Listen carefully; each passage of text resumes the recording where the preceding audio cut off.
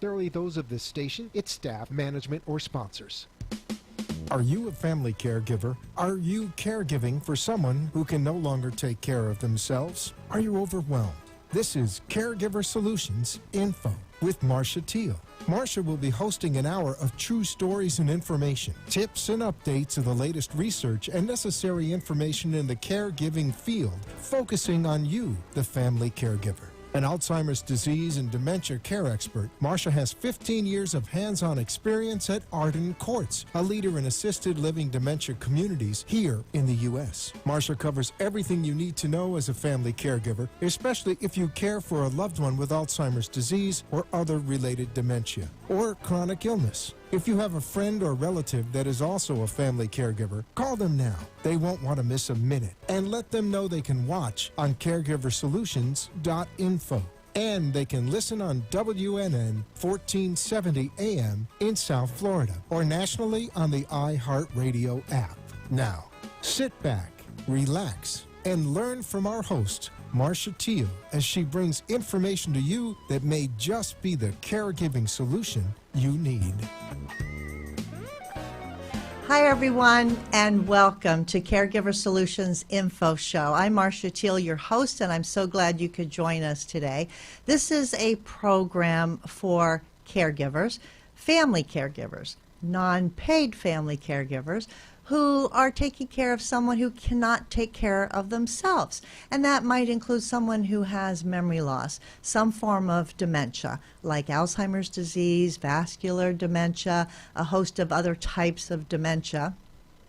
And the show is to help caregivers to have the information and the advice and a path to follow as they go down that caregiving journey, because as we all know, it is not easy and things can change in a moment and you have to be prepared. So this show brings all of that information, experts in the field of elder law, social work, finances, medical, to give you the answers that you need. And I'll ask the questions that you want to hear. So I put myself in the caregiver shoes and ask those questions so everyone can learn. I'm glad you're here today because we're going to be talking about law, but not just any kind of law. As we know, there's lots of different types of law, but today it's about elder law. And elder law is a very, very specialized and important part of our lives as we plan for our lives. And I'm very excited today to have a special person with me here live in the studio in Boca Raton. He is an elder law attorney. He is an active member of the Florida Bar Elder Law Section and has served as chair on numerous committees. He's also served as chair for the Academy of Florida Elder Law Attorney Elder Concert, which is an event that brings together the medical, the legal, the social professionals who serve the elder care community at large. He has been on the board of directors for different committees and different boards, including Area Agency of Aging. He's been a featured speaker in many community events here in the South Florida area, and also has appeared on other radio stations and TV talk shows as well. So joining me today is Todd Zelen, elder law attorney. Hi, Todd. Welcome. Thank you, and thank you for having me. Glad to be here. I'm so glad you're here, especially now. We are in the midst of dealing with the coronavirus, and it's very uncertain times. And it's kind of scary out there. So we've already put our hand sanitizer on, and we bumped our elbows, and we made it here today to help everybody. So we're going to talk about elder law, and my first question is, knowing that you have been practicing for over 20 years, why elder law? Of all the different types of law, why elder law for you? To me, it fit. I enjoyed analytics. I enjoyed different problem-solving techniques. So elder law fit my personality because I also had a compassionate side, which is not overly common among lawyers, as it's well known. I hold a master's of public health. I used to be an EMT. Ah, So I actually put all of that together. I came down to South Florida, and I fell in love with a couple of things down here. One, working with seniors. Two, scuba diving. So to combine both passions and wanting to work with seniors, South Florida certainly has a number of seniors, so it worked out well, and it's been an enjoyable 20 years so far, and no indication to slow down. Hopefully, whatever's going on now in the world will be very temporary for many reasons, and we could all get back to our normal lives. we can only hope and pray. But you mentioned that you have a Master of Public Health degree. Correct. Do you find that that helps you practice law in addition to your law degree? How has public health impacted the things that you do for your clients? When I was actually in law school, I enjoyed going over and learning from the people in that. Within that public health program, I went to the University of Pittsburgh. And there were physicians, there were healthcare accountants, there were healthcare administrators. And it was one of the things that the people in that area, combined with the studies, including epidemiology, which is huge now. So I'm actually trying to rack my brain back 20 plus years ago to that study and see how the reports on the coronavirus are applying to it. But the health law side of it has added a component to my practice that allows me to understand a bit more in depth caregivers, understanding what people are going through. You could apply the law in a black and white sense. And my experience says that black and white doesn't fit like it does in some other areas of the law, like understanding families, understanding what's going on with, what's the effect of the decisions. And you might have a legal decision, but at the same time, something could impact it. And when you ask the senior, my client, who is my obligation, what do they want? What the law says they could get and what they actually want when you delve deep into it could often be different. I can see that because when we talk to caregivers, when I talk to caregivers, no two situations are alike. Correct. And there's no one right answer for every situation. Like you said, it's not black and white. Right. And you have to kind of delve in there and see what the details of the situation and what works.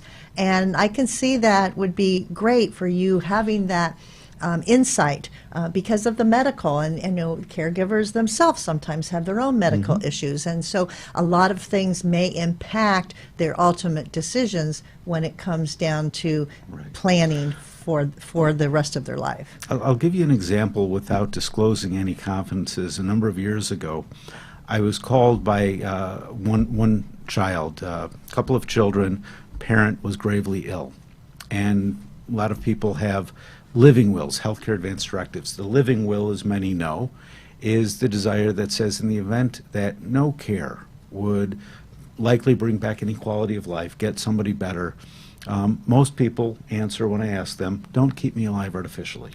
So I received a phone call, I did documents years before, and the person that called me, the one child, was in the healthcare industry. And they wanted to respect their parents' wishes and really have palliative end-of-life comfort care. The other sibling was having a difficult time with this, and they couldn't let go. And they wanted to know what I could do as an attorney that would say, let's enforce this living will. And the law says we can go to court. We could have an expedited hearing. I could play lawyer, and I could pound my fists, and I could probably get an order withdrawing all of support. But I asked other questions.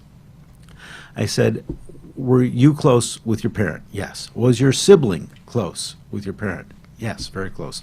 And your relationship with your sibling, how has that been over the years? Good. I said, would your parent, while you know it's their wish not to stay alive this way, do you think they would be willing to stay alive, even if in pain and discomfort, until their child were able to come to grips with what's going on? And that other child, the one that called me for the lawyering part, paused and thanked me and said, I never looked at it that way. I never thought of it that way. The end result was they waited. The parent did eventually pass, but the family was able to come together. Had I played true lawyer, put on my lawyer hat, pound my fists, go to court, I would have succeeded, but I would have failed. The failure would have been those two siblings probably never would have talked again. And the death was inevitable. If it was a week, if it was 2 weeks, that was going to happen based on what nature was delivering to their parent. But this is an example where I believe I take the health law side, the elder law side, just being a compassionate person, and experience in putting that together. And seeing it from different people's points of views and how they're feeling about Right. it, because, you know, it's law, but there's a lot of feelings that go into making all these decisions Sure. into these lawful documents. One thing that I see when people come to my office that they get from me that they don't get from some other places. When you go to some professionals, it could be a doctor's office, it could be another attorney's office for something, you're often handed a questionnaire. And you fill out this information, you hand it in, and the professional looks at that. And a lot of times the professional doesn't even have that much, if any, interaction with the client, and they make recommendations or develop documents or whatever the service they're in there for. Based on the answers in the survey. Based on the survey, based on that intake form. I find that I don't do that. I have a one-on-one conversation. And in that conversation, one, I enjoy getting to know people. That's interesting. I've lived my life richer, fuller from the stories that clients have shared with me. But the other thing I get from it, I'm a better advisor because I get nuances. Something will come up in the conversation and I'll build on it. And that information allows me to ask the right questions to make sure whoever's being appointed is trustworthy, has experience. Are they influenced, for example, by a family member? Is there an in-law or sometimes an outlaw that will have influence over perhaps a child that they trust, but that son-in-law, daughter-in-law may have some influences that we want to avoid, or they might be the ones that should be appointed. So those conversations allow for quite a bit of history, quite a bit of information. It takes time, but I find in the end it's well worth it for serving the client. Absolutely. I think that's real important to get to know your client's needs before you making recommendations for them. So let me ask you this. That being said, people plan for, not too far ahead, but sometimes they do, but people plan maybe to get married, right? And they get engaged and they're planning for a wedding. Then they plan for building a house together. Then they might plan to have children together. Then they might plan vacations. Then they might plan, you know, a family reunion, Sure. right? And so they're planning their life. But a lot of people don't think until sometimes they're in a crisis, Correct. or sometimes if it's too late or it's getting too late, about planning for the rest of their life, which is when they get older and maybe sick. And so I want to talk a few minutes about why people might procrastinate and why people might wait until a crisis, because in my experience over 20 years helping caregivers, a lot of them do wait until they're in a crisis to do certain things. So we want to talk about, since you're in elder care or elder law, we want to talk about when should a person start making those kind of plans, right? And is there a minimum or a maximum time frame? Sure.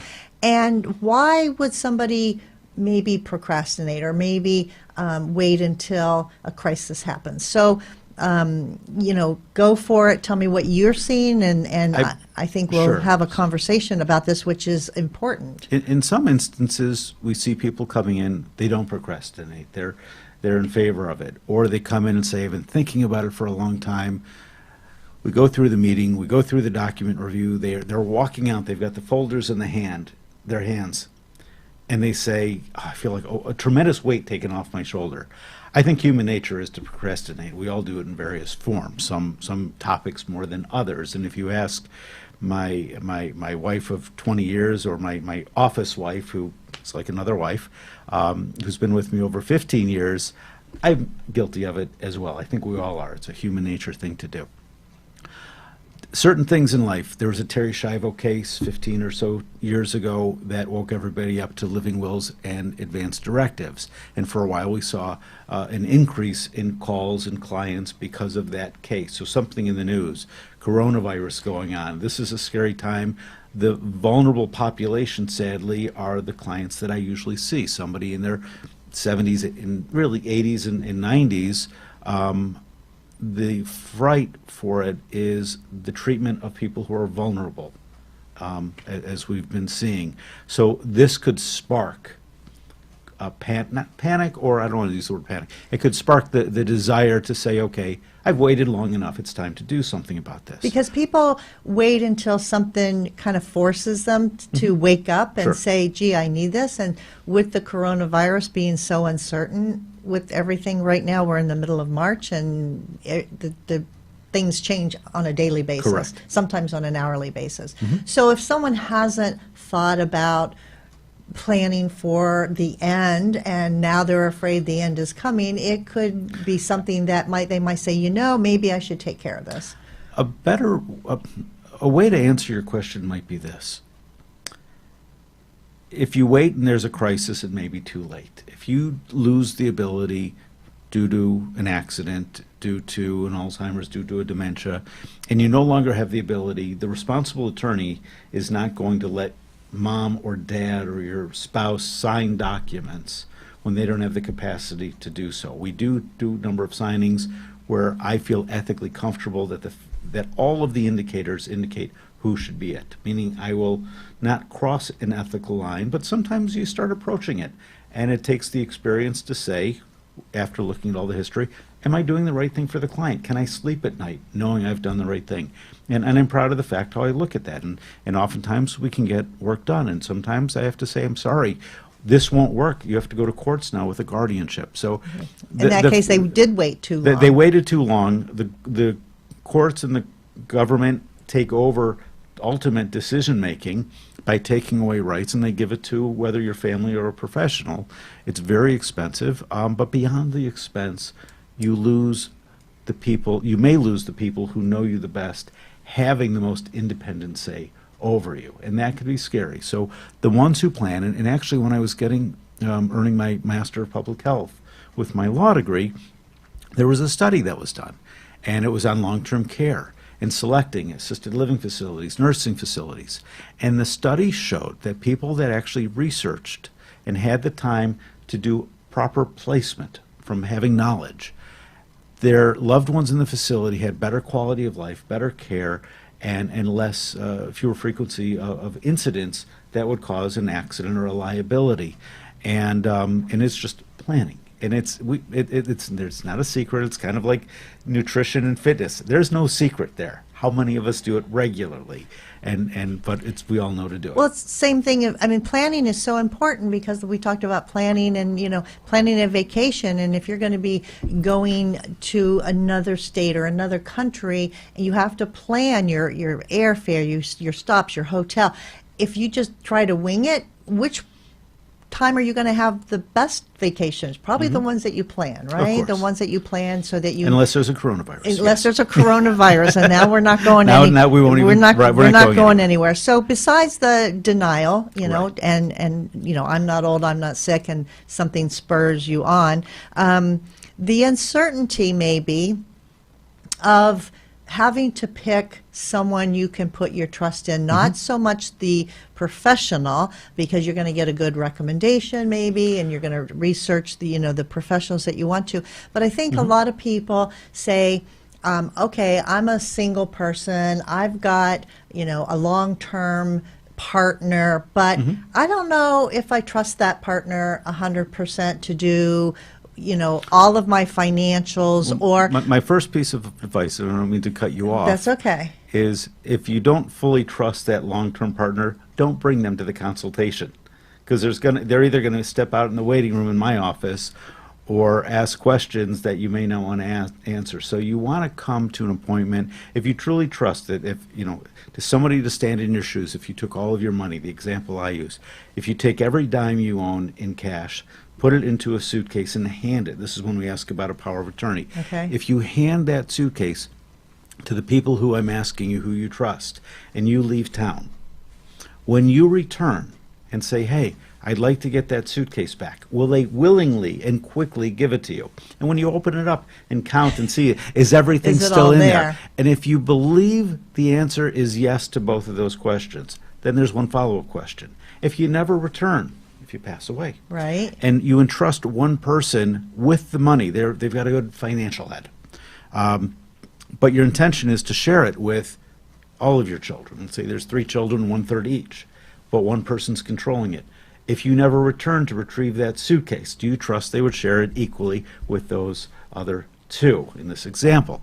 And I usually use that as my question to determine who should be the power of attorney versus going through and putting people to sleep with all the language that's in there. It's comprehensive language because as an elder law attorney, I don't have a form-based plain directive. I have a custom-written specific directive that as you get older and should you get sick, we want to make sure there's authorities in there to protect everything you had so you're not punished for saving, and we could qualify and possibly get government benefits to help pay for care.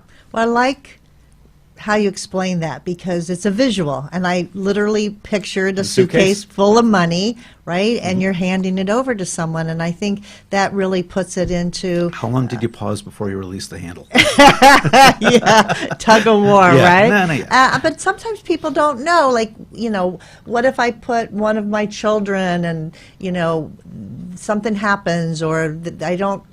Well, we have contingencies for that. And we have, okay. And the proper question is contingencies, because while the parents' children should stay well and be able to fulfill their role statistically, actuarially, well, nature doesn't always play by those rules. So we have to have a contingent plan.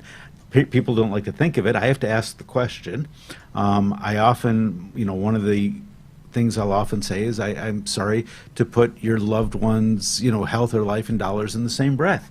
It's part of what I need to do, and people understand that. You come in for that meeting, but in the end, coming in for the initial meeting, once people leave, the strong majority of the time, if they have a need for my service, they leave feeling like we're looking out for their best interest. And I've always focused my practice on saying, what do you need? Not what's going to be best for my business right. and my practice.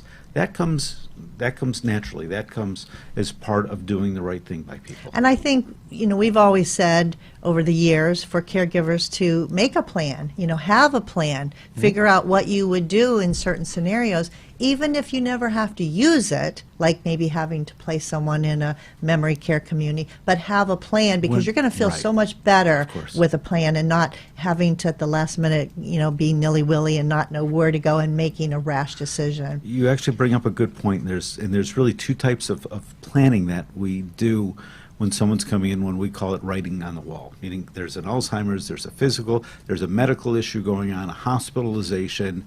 When somebody like that comes in, we either have a crisis or a pre-crisis. And people in crisis, it's obvious. Right. A loved one's in a hospital or a rehab, they're going to get discharged, and sadly, they're likely going to need to stay there to stay safe. It's not desirable because it's a long-term care facility, and I applaud those who run them and work at them, and they do some incredible work. Some could use improvement, but many work from their heart to provide day in and day out care. But when we do a pre-crisis plan, indicators are there, but hopefully we do some of the extra work, meaning there's a core amount of work that you should do no matter where you are in life. If you're maybe you have a family or in your 40s, 50s, 60s, and up, there's a certain core amount of legal documents you should have that are not simply form-based. There are differences in quality in the documents, and a review of them can determine this is fine or it should be updated, and here's the reason why. But for the pre-crisis plan, the goal is put the extra work in because the indicators are there, but hopefully never get your money's worth. Meaning I like to bring value to my clients, and I often do, and if they need it, I'll be a hero. And if they don't need it, it's a peace of mind that many people do enjoy. And that's important, that peace of mind. You were talking about updating documents, so my question is there a specific number of years that you should update your documents, or is it more event triggered? I'm pausing because it's a little bit of a tricky question to answer. Well, that's why I asked it, because you're the attorney. Thank you. Appreciate that. Attorneys get even, by the way, but no. The reason it's a tricky question is the answer is it depends.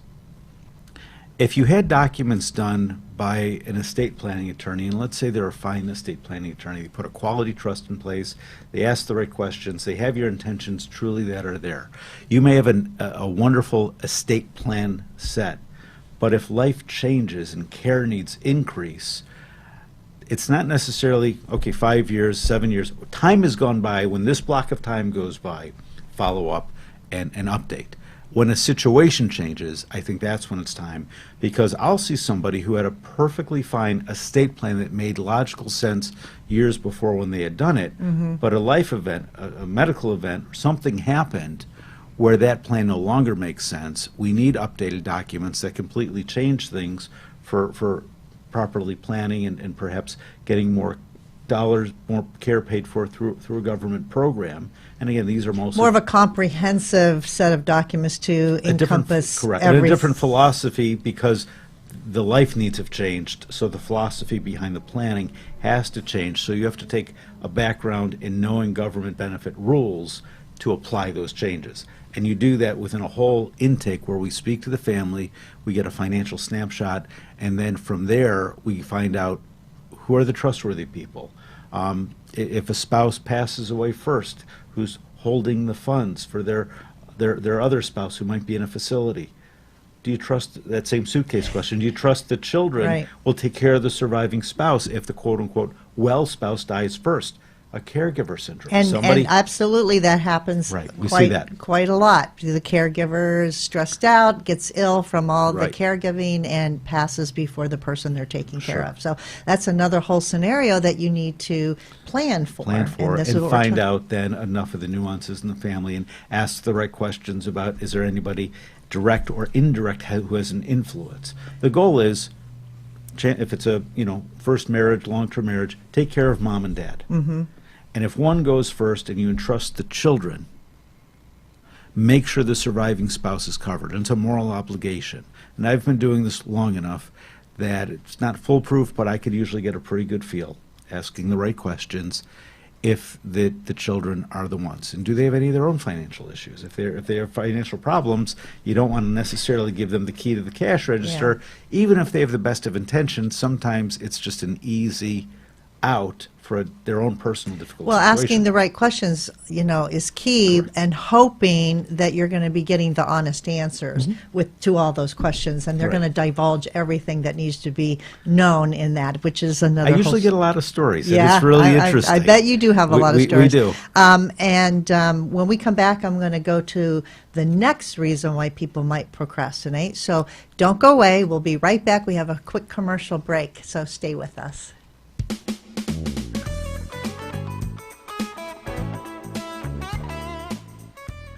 Arden Courts is not just a place to live, it's a place to call home. Residential living combined with quality caregiving. This is the philosophy behind Arden Courts. Communities created exclusively for individuals with Alzheimer's disease and related dementia who would benefit from a safe and structured environment.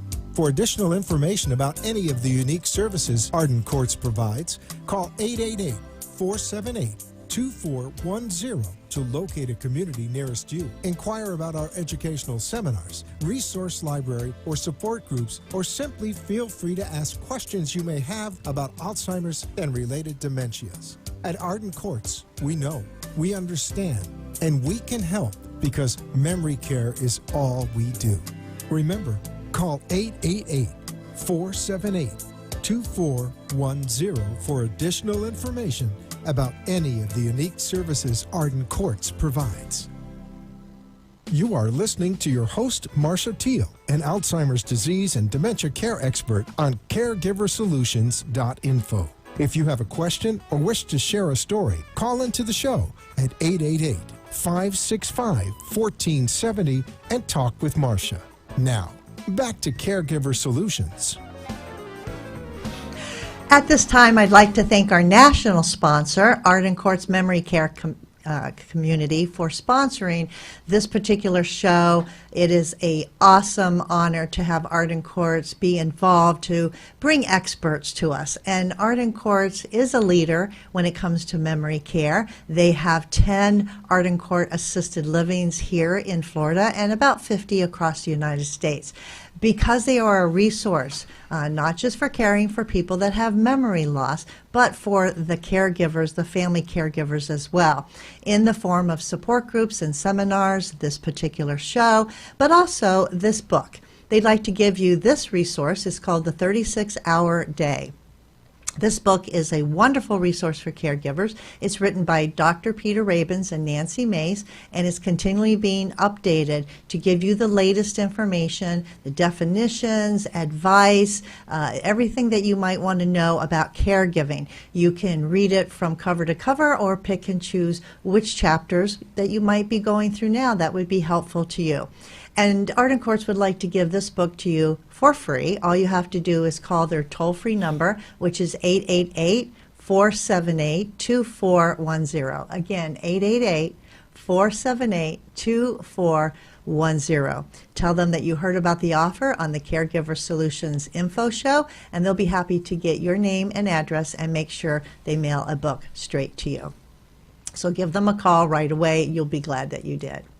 So my guest today is Todd Zelen. Todd is an elder law attorney practicing here in South Florida, Delray Beach, for over 20 years. And we're talking about all things elder law and what you need to know as family, as not even if you're caring for someone, but in general, just, everyone needs to plan for their future. And that's what we're talking about. We're planning. And then, there are some people who procrastinate, and we've talked about some of the reasons. And I have another reason why people might procrastinate that you can address, Todd. That would be, well, I don't have any children, and I'm married, so my spouse can do everything. I don't need to pay for all these documents. My spouse can take care of everything. Is that a myth, or is that ill-informed of someone, or how would that affect someone's plans? So taking care of everything is such a broad topic. There's some things, yes, a spouse can take care of, and it is not necessarily because they're married. It may be simply because a bank account is joint. So if you and your spouse have a joint bank account together, either spouse could pay bills, either spouse can move money, either spouse can, the first to die, the surviving spouse would be the sole owner of that account under Florida law. So there are some things that absolutely, yes, that can be done. There are other major things, though, that can't be done without legal authority through a document. And one of those is actually medical decisions, but put an asterisk by that. The reason I say that is if you have a healthcare advance directive, which in my healthcare advance directive is 4 components: a living will, which I mentioned before, a healthcare surrogate. The healthcare surrogate says, in the event of incapacity, then and in that instance, I want, and you name the people who you want to be your voice. Then there's a healthcare power of attorney. And depending on the language you put in your surrogate, your surrogate alone, if you're not deemed incapacitated, may not be able to make decisions for you while you're well. It has to, the incapacity requirement is there. So what happens in the event you don't feel well? Not feeling great. Doctors are saying a whole bunch of things to me. I don't know what to do. I want my spouse, I want my friend, I want somebody who I trust to make those decisions. As a healthcare power of attorney, the other portion of my document, the authority is granted as soon as the document is signed. So you give that power, then if you don't feel well, you can say, listen, talk to my spouse, talk to my kids. They're the ones I want to be my eyes, my ears, and my advocate. At that point, they've got more advocating ability. The last thing you want is a hoop to jump through. You don't want somebody to not be able to get care or jump through hoops. The crisis is bad enough, let alone hoops. But there's another part of it. So Florida law says, and when I said put the asterisk by it, you have no healthcare advance directive, no legal document appointing who you want. But you're married. There is, married or not married, there's actually a healthcare proxy statute under Florida law. And the healthcare proxy is a pecking order of who has authority in what order to make medical decisions for you. And spouse, then children, parents are somewhere in there, and siblings, and it's a pecking order. So they go down the list and see who's First and who's there, and whoever's higher on the list gets the first choice. But there's another federal laws trump state laws that get in the way, perhaps, of using that authority, and that's called HIPAA, the Health Insurance Portability and Accountability Act, and it was from now I'm going to test my memory. I'm going to say 87, but if I'm wrong, I may be off by a year or two. That is a privacy law where medical professionals cannot disclose anything about your personal health care. What we add, and if you look in your own healthcare directives, is there a HIPAA designation? The HIPAA designation is a representation under that federal law, so it enhances all of that, and that's appointed through a well-drafted advance directive. Another thing I'll caution people on, there was a directive that is out there that is done through a wonderful organization where people can express their wishes. They could do that in a healthcare format without going to see a lawyer. Sometimes lawyers are very beneficial. Sometimes you could do things where you don't need it. This document, though, look in your documents. If you sign a document, look in there. This one had it toward the end. Does it revoke any prior healthcare advance directives? So I was going through this once, and I saw it revoked it. And I said, wow, somebody just hired me, let's say a year ago. I did quality documents. It gave families very broad authority under a whole plethora of laws. And somebody came in that did not give advice, but gave a sheet, an information sheet. sort of like a fill-in-the-blank type of thing, right? Exactly, I've seen fill in those. the blank. And they signed it at the end, but the sentence right before the signature said, I hereby revoke all prior instruments. And while there were beneficial parts to this, I did not believe that it was in the client's best interest to revoke everything that I had done. And it's not because I'm beholden to my documents. I've spent a career both in training and practice and in interviewing the clients to make sure that what's in there serves their needs. And did the person signing it really read that and I understand don't what think- that really meant also? In my sampling, when people brought those in and I said, are you aware that this revoked? Not one was aware of the Yeah, I can revocation. see that happening. So I will just caution people that without advice, you can do things that you say, okay, I found maybe a more cost-effective way, but in the end, the cost might be so much more severe and well beyond dollars. And I'm glad you said that, because that's a perfect segue to our next topic that we're going to discuss right after this commercial break, and money. Everybody wants to talk about money, especially, gosh, what happened this week with the stock market taking a I don't think anybody wants to talk about that. No, we're not going to talk about the stock market, but we are going to talk about money. So stay with us. We'll be right back.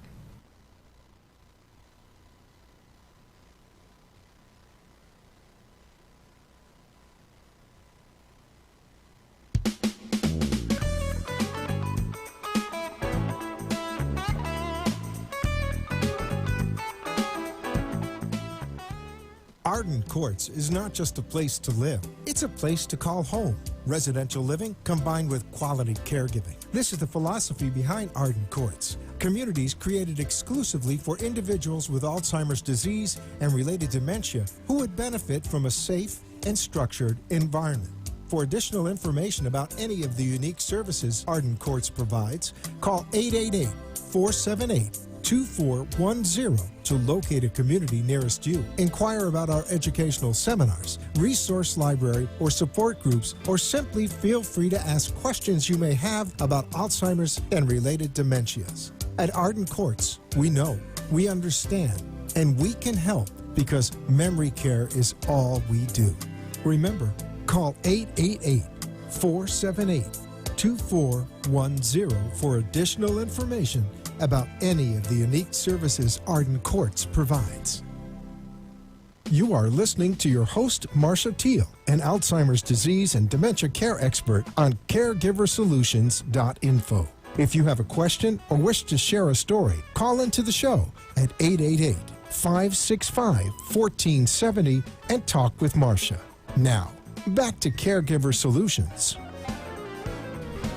We're back, and my special guest today is Todd Zelen. He is an elder law attorney here in South Florida, working in the Delray Beach area. And Todd has over 20 years experience, and we're talking about all things elder law and what you need to know to plan for the rest of your life. So I'm so glad you're here. We're talking about right now reasons why people procrastinate, a lot of things that people need to know why they shouldn't procrastinate, because there are consequences to that. And the one I want to talk about now is money. I know a lot of people have plenty of money and they accept what happened with the stock market this week, which we don't want to talk about. But other people, say, gee, do I have to have all those plans because I don't have a big estate? I don't have a lot of money, number one. And number two, if they spend the money, right, they're worried about, am I doing the right thing? But like they say, you need to have money to make money, but in the case of planning, especially for the rest of your life, and you're talking about elder law planning, I think the question is, I need to spend money to save money, right? Because you literally can save money by planning. So I want to talk a little bit with you about how people can actually save money when they spend money to create these important documents. Sure. So a couple of ways of accomplishing that, and there's estate planning and asset protection planning. So let me start with estate planning. Under Florida law, if you own an asset only in your name and die, there's no payable on death beneficiary or no co-owner. Like a house. A house, you could add somebody's name, but it could be a bank account that's only in your name, a brokerage account. Okay. If you don't have a beneficiary on a life insurance policy. At death, the ownership goes through the court probate process.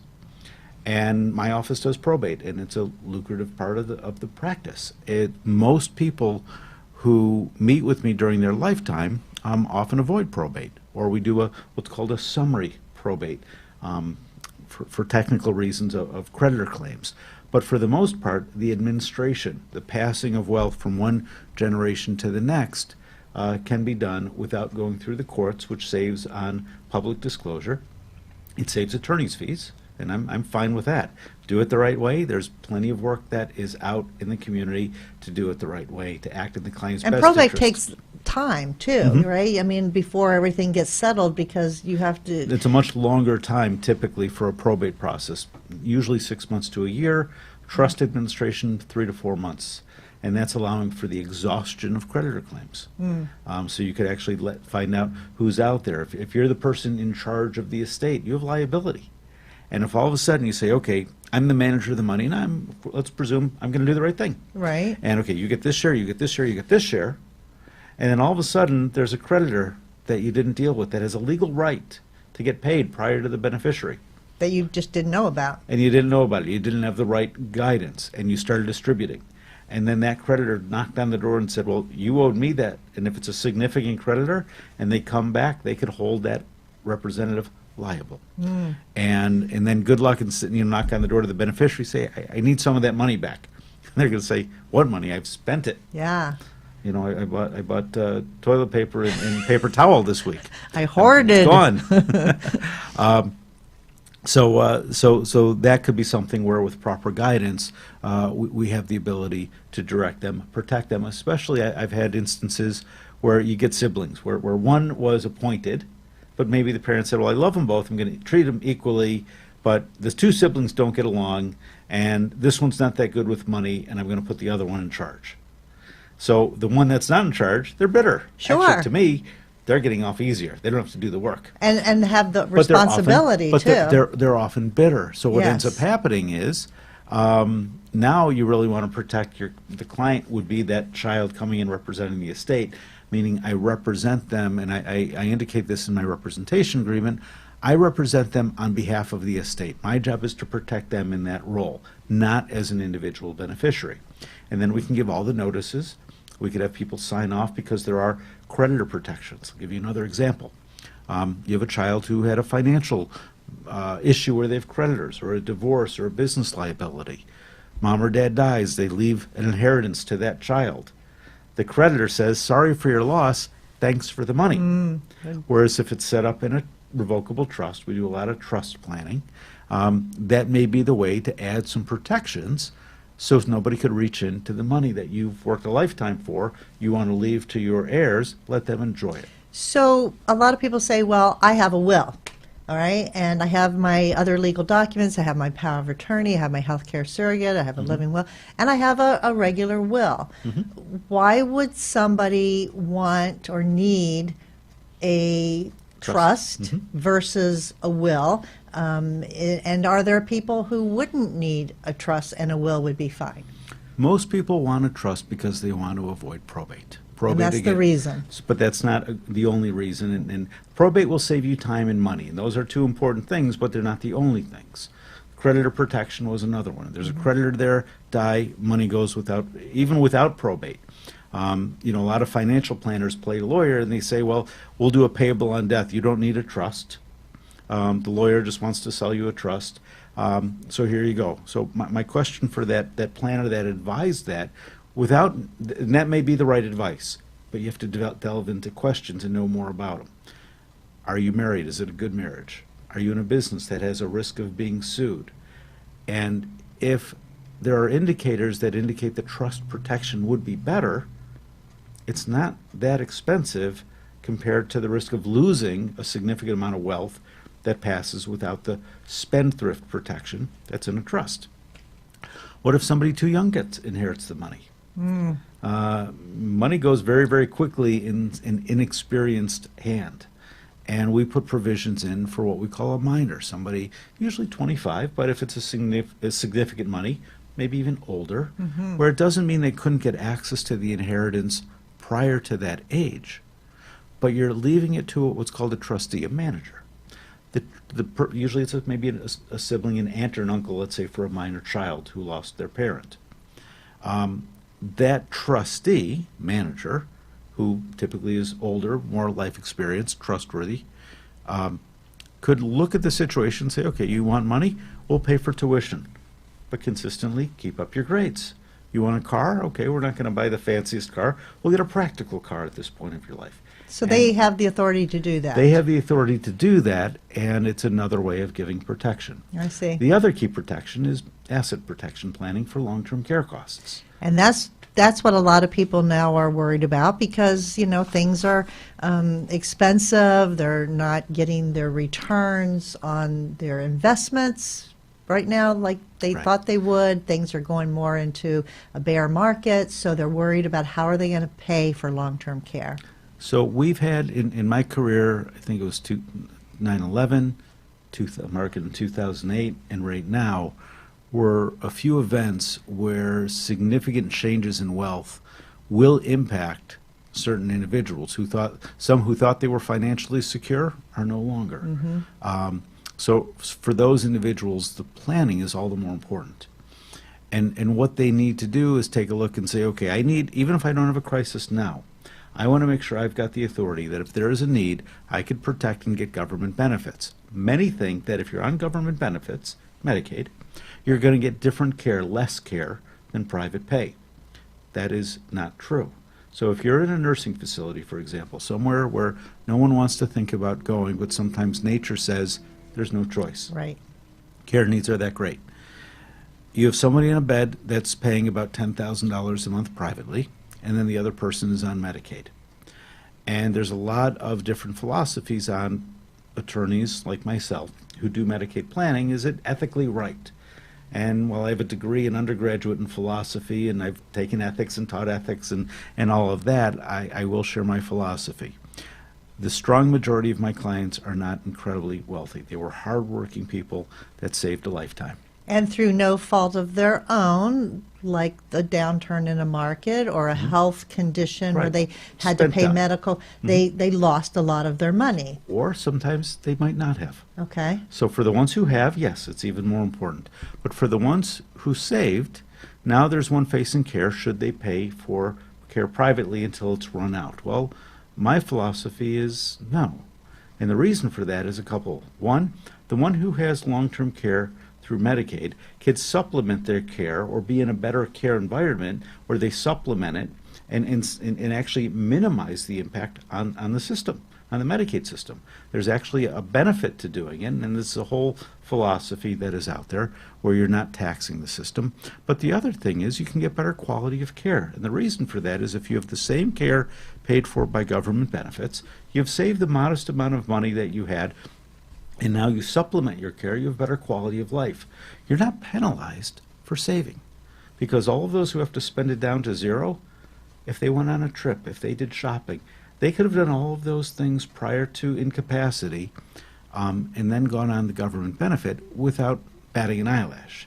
These folks, again, worked really hard, saved a little bit. Or what if there's a spouse at home? Well, that is the big question. Now you could exhaust exactly all because of these if I have to funds. spend, if I'm the husband and I have to spend all the money I have to pay for my wife in a nursing home, how do I live? And I can't tell you how many It's scary. cases that I talk to people that have that Right. exact same problem. I can't afford to pay for my wife to go to either a memory care assisted living or a nursing home because I won't have enough to live on, and I only get X amount of dollars in my Social Security, and it's not enough to pay the bills. Correct. So what do we do? This is what we do. This is where, we can be a hero for many people. And it's a nice feeling. It's, again, very few lawyers, I think, have the luxury. There's a lot of job satisfaction out there. I have the luxury of enjoying what I do at the same time, really helping folks. However, that being said, there is a time element involved, right? And I'm talking about the 5-year look back. Okay. So you can't wait until wife's in the nursing home and you have to pay the bills to do that, right? Because you need to have planned this years before. Not necessarily. Not necessarily. Okay. So a 5-year look back is probably the most misunderstood rule federally under federal law, and it was changed. The major change happened in 2006 with the Deficit Reduction Act. And at that time, the look back is any gift that is given away is subject to a 5-year look back. And there's a penalty factor. Call it $7,000. It's an approximate amount. For every $7,000 or so that's given away, it's a 1-month penalty. If you give away $70,000, roughly 10 months. So if you meet all the other criteria of qualifying for Medicaid benefits, you won't qualify due to that gift penalty. Doesn't mean you did anything illegal. It's illegal if you don't disclose the gift. But if you do disclose it, they say, fine, you qualify, but you have to wait this amount of time. What we're able to do, in Medicaid in Florida defines a gift as anything that's received for less than fair market value. So there are planning rules and options that are allowed for in my advanced directives, specific. So when I wrote the directive, I had the Florida statute for powers of attorney on one side, the Medicaid manual on the other side, and I blended them where it was important to do so. So if there's a need, while it's not a good idea to wait to have these directives put in place at crisis, because if there's the inability to sign, it may be too late and you may not be able to do anything except spend down. But putting the advanced directives in place, it opens possibilities if it's needed. If it's needed, I'm a hero, and I hope it's never needed. I hope, and this sounds funny, that my clients don't get full value for what they hired me for. But I think they But do. they do. They do. I say that in a way, meaning I want them to be well. When they go into a facility and we have to apply, there's more work for me as a lawyer. I don't wish that on anybody. Nature takes care of enough of it. If they find treatments and cures and healthier ways of living, I'll figure out how to keep busy. Yeah, and those are the people I feel compassionate about that have saved, like you said, their whole life, and Sure. because of a health issue that it wasn't their fault, and something happened, and now they're in the poorhouse, and those are the people that need to get that kind of help, and Right. offering them this hope and a way to be able to live a quality level of life like they would have expected to, So a lot of good stuff, Todd. Thank you for being here. If people are listening to us today or watching us on their computer or their smartphone and they have more questions for you, I know that you have a way for them to contact you and talk about your consultation. You have a consultation where they can call you on the phone and ask questions. We have my office is located in Delray Beach, Florida. Todd Zelen. It's Ellen with a Z in front of it to remember it. Our phone number is area code 561-272-9300.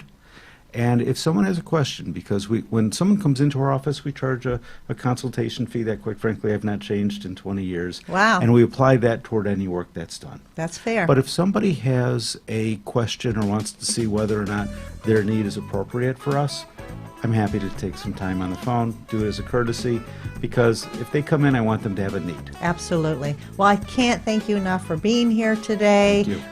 Call Todd Zelen, 561-272-9300. You can ask a question on the phone, or you can set up an appointment to go into the office and do a one-on-one, and he'll be happy to accommodate you. And again, stay safe with this coronavirus. Thank you. You too, and everyone out And there. all of you out there, stay safe. Until next time, same place, same time. We'll be next week. And in the meantime, give someone a hug, but do it, I guess, I'm not sure virtually. how- yeah, I guess. Virtually, we always say give Oh, a hug because they hopefully need it, and that'll so do change you. soon. But yeah, maybe a virtual hug would work better during these times. So thank you for watching, and take care. We'll see you next time. Thanks for joining us for this week's Caregiver Solutions with Marcia Teal. Join us next week as Marcia, who has 15 years of Alzheimer's disease and dementia care experience, brings you more needed information to help with the care of your loved one. This show can be seen again on caregiversolutions.info, and questions can be left on the site, which may be used on the program to help others. See you next week for more Caregiver Solutions.